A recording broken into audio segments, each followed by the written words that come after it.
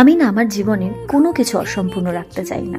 আমার কাছে আমার জীবনের প্রত্যেকটা মুহূর্ত খুব গুরুত্বপূর্ণ, কারণ আমি জানি লাইফ ইজ আনপ্রেডিক্টেবল। প্রতিটা মুহূর্তকে গুরুত্ব দেওয়া উচিত।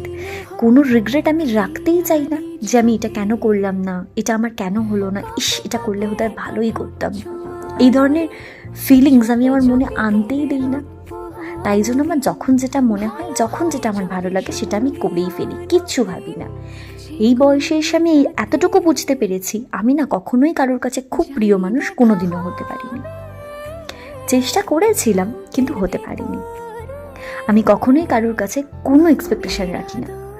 আমার কাছে আমার ইচ্ছেগুলোর গুরুত্ব সব থেকে বেশি, কারণ আমি জানি আমার ইচ্ছেগুলোর দাম বা গুরুত্ব কেউ কখনো দেয়নি। তাই আমার কাছে আমার গুরুত্ব সব থেকে বেশি। এক্সপেকটেশন রাখি না বলি দিনের শেষে আমি একা হলেও খুব ভালো থাকি।